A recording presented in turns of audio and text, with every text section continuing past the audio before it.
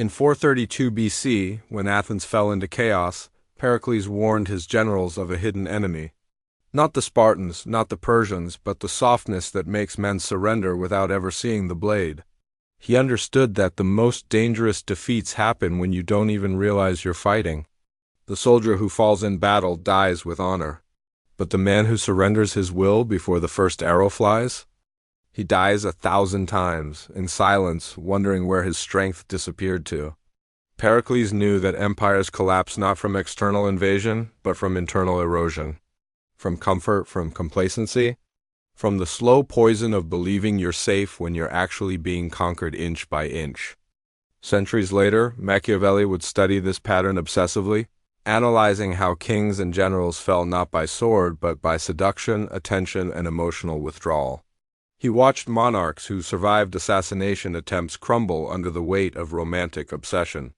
He saw military geniuses become fools the moment they opened their hearts. He documented how entire dynasties ended not because of war, but because a ruler chose the wrong woman and lost his capacity to think clearly. Machiavelli knew the deadliest battles are not fought with steel, but with silence, with a smile, with the calculated absence of affection. He understood that a man can survive physical torture but collapse completely under emotional withdrawal. And here's the question that will haunt you for the next 25 minutes. If a woman can defeat you without ever raising her voice, without ever throwing a punch, without ever declaring war, what does that make you? A lover or a captive? A man in control of his destiny or a puppet dancing on emotional strings? Think carefully before you answer, because your entire life trajectory depends on understanding this distinction. Before you answer, let me show you something that Machiavelli observed in the Renaissance courts, something that still destroys men today with surgical precision. Stay with me, because what you're about to discover will change how you see every interaction, every relationship, every moment of attraction from this day forward. This is not theory. This is the operating system behind every failed relationship you've ever had. This is the invisible code running in the background while you thought you were just falling in love. Machiavelli spent his life studying power. He analyzed emperors, military strategists, and politicians. He dissected their victories and their defeats with the precision of a surgeon. But there was one pattern he noticed that terrified him more than any army, more than any conspiracy, more than any betrayal. Men who fell by loving the wrong person. Not just loving, but becoming consumed, becoming possessed. Losing their ability to think strategically because every thought circled back to her. Kings feared assassins. Machiavelli feared affection. He watched brilliant leaders lose everything not because they were weak in battle, but because they became weak in desire. They stopped thinking strategically. They stopped leading. They became reactive, emotional, predictable. They started making decisions not based on logic or advantage, but based on what would please her, what would keep her close, what would prevent her from leaving. And once a man becomes predictable, he becomes disposable. This is not cruelty. This is nature. This is the law that governs attraction whether you accept it or not. The moment someone can predict your every move, can anticipate your every reaction, can manipulate your emotional state with a simple text or a strategic silence, you have lost. Not lost the relationship. Lost yourself. And that's infinitely more dangerous. Here's what Machiavelli understood that modern men have forgotten. Buried under layers of romantic conditioning and Disney fairy tales, the greatest risk to your power is not external opposition. It's internal surrender. It's the moment you hand over your emotional sovereignty to someone who didn't even ask for it, who might not even want it, who will instinctively lose respect for you the moment you give it. The enemy is not the woman. The enemy is your reaction to her. A smile is not dangerous. Your imagination attached to that smile is. Her beauty is not the weapon. Your inability to remain centered in its presence is. Her absence is not the problem. Your collapse when she withdraws is. Already creating elaborate scenarios about your future together? She didn't do that to you. You did that to yourself. And that's the trap. That's the war you're losing without even knowing you're on the battlefield. You declared yourself her prisoner before she even considered you a soldier worth capturing. Think about it. Seriously, pause and think. How many times have you met someone and within days, maybe hours, you were already constructing fantasies, already checking your phone obsessively, already altering your behavior, your schedule, your priorities, already canceling plans with friends because she might text, already staying up late hoping for a response? Let me show you how this works in real time, with examples so precise you'll feel like I've been watching your life. She disappears for 8 hours, doesn't reply to your message. What happens inside you? Anxiety? Doubt? Your mind starts creating stories, entire narratives about what she's doing, who she's with, what it all means. Maybe she's with someone else. Maybe you said something wrong. Maybe she lost interest. Maybe she never really liked you. Maybe this whole thing was in your head. Your focus dissolves, your work suffers, your presence weakens, you refresh your phone, you check if she's online. You see she posted on social media but didn't respond to you, and now you're analyzing that like it's a military strategy. She didn't attack you, she simply withdrew her attention and you collapsed. You lost an entire day to the absence of a single text message. That's not love, that's addiction. Or here's another one, she posts a photo. Just a simple photo, maybe she's out with friends. Maybe she looks particularly beautiful, maybe there's a guy in the background. And suddenly you're analyzing it like it's the Rosetta Stone. Who's she with? What does it mean? Why is she smiling like that? Is that smile for someone else? Why didn't she invite you? You've lost an hour of your day to a single image. She's living her life. You're living in reaction to her life. She's the sun, and you've become a planet trapped in orbit, forgetting you once had your own gravity. One more, she gives you a compliment. A rare, unexpected compliment. She says you're interesting or smart or attractive or different from other guys, and now you're addicted. You start performing for that validation. You change how you text. You become more available. You seek her approval in everything you do. You dress thinking about what she'd like. You choose activities based on what would impress her. You've stopped being yourself and started being what you think will keep her interested. She doesn't conquer you. You offer yourself. You gift wrap your sovereignty and hand it over with a smile, hoping she accept it.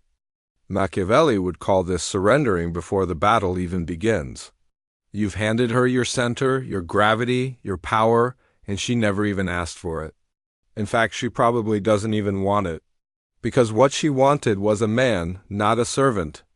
If you're recognizing yourself in any of this, if your chest tightened hearing these examples, if you felt exposed, leave a comment right now saying, gravity, because what I'm about to reveal next will explain why this pattern keeps repeating in your life, no matter how smart, how successful, how strong you think you are. And more importantly, I'm going to show you exactly how to break it. Now here's the part most men don't understand. The part that will liberate you or offend you depending on how ready you are to hear truth. Men fall not because women are powerful, but because men abandon themselves too quickly. There's a universal pattern, and you've probably lived it multiple times. You meet a woman. She's attractive, intriguing, different from anyone you've met before. She laughs at your jokes. She seems genuinely interested. She gives you attention that feels rare, valuable, special. Immediately, within hours or days, you project onto her your need for emotional completion. You stop leading your own life. You start orbiting hers. Your mission becomes secondary. Your friends become background noise. Your hobbies feel empty without her presence. You check your phone constantly. You plan your days around her availability. You become a satellite and she becomes your planet. And here's the paradox that destroys most men. The moment you stop leading, she loses respect. Not consciously. Not maliciously. She doesn't wake up one morning and decide to disrespect you. It happens instinctively, biologically, beneath her conscious awareness. Because on a deep, evolutionary level, she's testing for something. She's testing for gravity. She wants to know if you have your own center, your own mission, your own unshakable presence.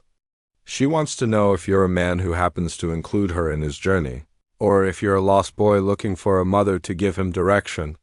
And when you collapse at the first sign of her attention or withdrawal, when your entire emotional state depends on her mood, When you rearrange your life to accommodate her chaos, you fail the test, not a test she created. A test that nature created millions of years ago to separate men from boys. Then what happens? The predictable decline begins. You sense her pulling away. Maybe she takes longer to respond. Maybe she's less enthusiastic. Maybe she starts mentioning other guys. Maybe she creates drama to see how you'll react. And you try to recover. You text more, hoping quantity will replace quality. You explain yourself, thinking logic will restore attraction. You seek reassurance, asking questions like, "Are we okay?" Or, "Do you still like me?" Or, "What's wrong?" And now you've become predictable. And predictability in the game of attraction is death. Not dramatic death, quiet death. The kind where she slowly fades, becomes busy, finds excuses, until one day she's gone and you're left analyzing what went wrong. What went wrong is you forgot Machiavelli's first rule: never reveal that someone can move you. Because the moment they know they can move you, they control the frame. And whoever controls the frame controls the outcome. You gave her the remote control to your emotional state, and you're surprised she's changing the channel. But here's where it gets deeper, where we move from tactics to psychology, from surface to soul. A sword wounds you once. A silent woman wounds you repeatedly by making you fight yourself. Silence, withdrawal, coldness. These are not accidental. They're evolutionary. Women have learned over thousands of years of human history that the absence of affection is more powerful than the presence of conflict. She doesn't need to argue with you. She doesn't need to explain why she's upset. She doesn't need to fight. She just goes quiet. And that quiet becomes a mirror, reflecting every insecurity, every fear, every unresolved wound you carry. Suddenly, you're not fighting her. You're fighting your own mind. You're battling your own demons. You're wrestling with questions that have no answers because she's given you no information. And that's a war you can't win until you understand what's really happening beneath the surface. So let me ask you the question that changes everything. Why do you react so intensely? Why does her silence feel like violence? Why does her attention feel like oxygen? Why can she destroy your peace with a single unreturned text while you spent years building that peace? Because your desire is not really about her. It's about something much older, much deeper, much more painful. The masculine need for validation, for completion, for worthiness often comes from unresolved childhood wounds. The absence of a parent's approval. The hunger for unconditional love that was never satisfied. Maybe your father was distant. Maybe your mother was critical. Maybe you spent your formative years trying to earn affection that should have been freely given. And now, decades later, when a woman withdraws, even briefly, it activates that ancient wound. The child inside you panics. The child inside you thinks, "I'm not good enough. I'm being abandoned. I need to fix this immediately or I'll die alone." You're not in love? You're reenacting your childhood? You're trying to earn from her what you never received back then. You're trying to prove to her that you're worthy of staying, because deep down you never believed you were worthy in the first place, and she can feel it. She can sense that neediness, that desperation, that emptiness you're trying to fill with her presence. It's not something you say. It's something you emit. It's in how quickly you respond. It's in how much you explain. It's in how hard you try. And it repels her. Not because she's cruel, but because she's looking for something else entirely. She's looking for a man who is already whole, who invites her into his completeness rather than demanding she complete him. What is she looking for? Strength, not physical strength. Not financial strength, emotional strength. The ability to remain calm in the storm. The ability to feel deeply without drowning. The ability to love without losing yourself. The ability to be affected by her presence but not destroyed by her absence. She's not testing you to destroy you. She's testing you to find the real you. The version of you that doesn't collapse when she's busy. The version of you that doesn't panic when she's distant. The version of you that doesn't need her validation to feel whole. The version of you that can stand in the middle of uncertainty without reaching for your phone, without crafting the perfect text, without strategizing your next move like a chess player terrified of losing. If this is hitting you hard, if you're finally seeing the pattern that's been running your entire romantic life, if you recognize yourself in every word I'm saying, drop a comment saying awake, because the men who understand this principle never get played. They don't get played because they're not in the game of reaction. They're in the game of creation.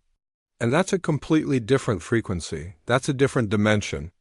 That's the space where attraction happens naturally because you're not chasing it, you're embodying it. Here's what she's actually observing, even if she doesn't consciously know it, even if she couldn't explain it with words. Your reaction to jealousy. Does she mention another guy and you immediately tense up, ask questions, try to assert your position? Or do you remain calm, knowing that a man of value doesn't compete, he simply is? Your reaction to silence. Does she go quiet and you immediately fill the space with words, with explanations, with attempts to fix whatever you think is broken?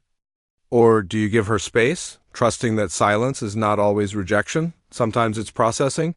Your reaction to her being late, to her being inconsistent, to her chaos, to her mood swings, to her testing, because she will test, not maliciously, not consciously, but instinctively.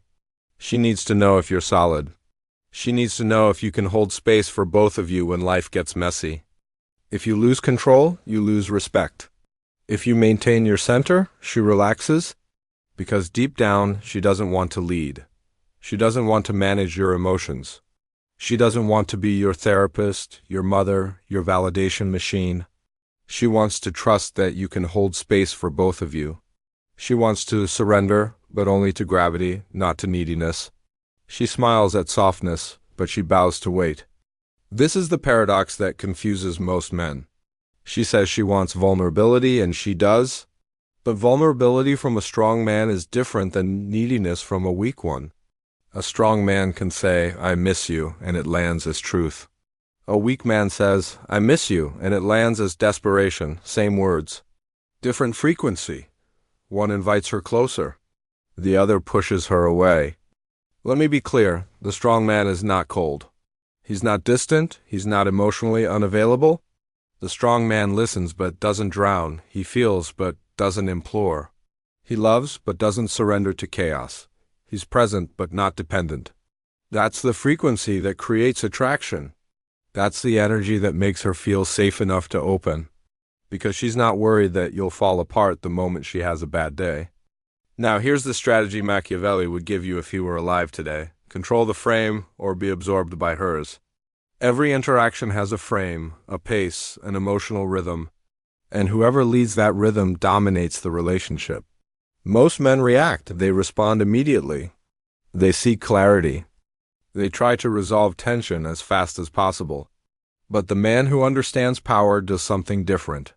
He observes before he acts. He never rushes.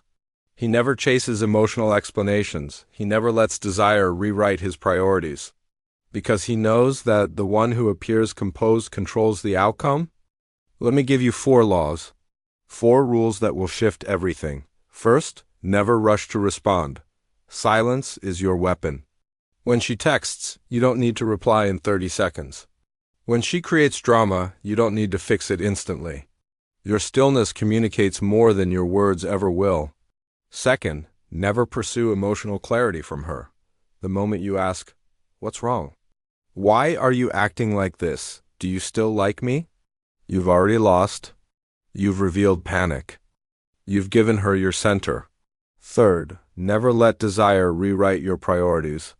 Your mission comes first, always, not because you don't care about her, but because a man without mission is a man without magnetism. And fourth, never reveal panic. Even when you feel it, even when everything in you wants to react. The composed man is the dangerous man. Not dangerous to her, but dangerous to mediocrity, to weakness, to the version of himself that used to collapse. If you've stayed with me this long, you're not like most men. Most men will watch the first 2 minutes and leave. They'll reject this because it challenges their victim mentality. They want to blame women. They want to complain about games, about manipulation, about how hard dating is. But you're still here, which means you're ready to take responsibility. You're ready to see that she was never the enemy. The war was always inside you. You don't outsmart her by controlling her. You outsmart her by mastering yourself. By becoming so grounded in your purpose, so solid in your identity, so unshakable in your emotional core that her presence becomes a gift, not a necessity. When you reach that state, everything changes. She stops testing because she already knows, she already feels your gravity. She stops playing games because games only work on men who are easy to move. And you're not that man anymore. Here's my challenge to you, and this is where theory becomes practice, where understanding becomes transformation. For the next 7 days, practice one thing. Delay. Delay your reactions. Delay your responses. Delay your need for clarity. Delay your impulse to fix, to explain, to chase, to prove. When she texts, wait, not as a game, not as manipulation, but as a practice of self-control. When she creates chaos, observe it like a scientist studying a phenomenon, not like a victim experiencing an attack. When she withdraws, stay busy with your mission, with your purpose, with the life you were building before she appeared. Don't do this to manipulate her. Do this to reclaim yourself. Do this to break the pattern of reaction that's been running your relationships for years, possibly decades. And watch what happens. Watch how she responds differently when she can't move you. Watch how attraction builds in the space you create. Watch how respect grows when you stop seeking it. Watch how she starts investing more when you stop over-investing.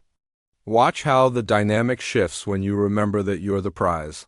Not because you're arrogant, but because you're complete. Because you have a life she wants to join, not a void she needs to fill. This is not a game. This is recalibration. This is returning to your natural state as a man with mission, with vision, with gravity. Before we end, I want you to do something. If this video changed how you see relationships, if it revealed a pattern you've been blind to, if it gave you a strategy you've never considered, leave a comment saying sovereign. Because that's what you're becoming, not a player.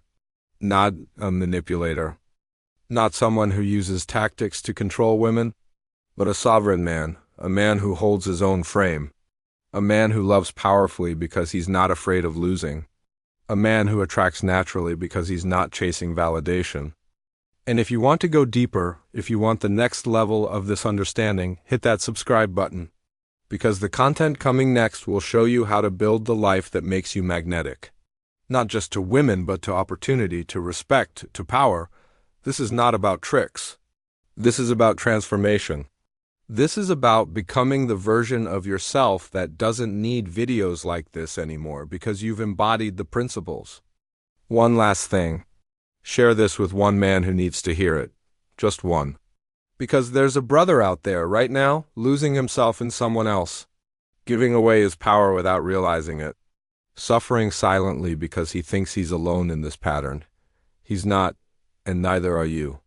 The men who hold the frame never fall overboard. The men who master themselves never lose the war. You are that man now. Go prove it.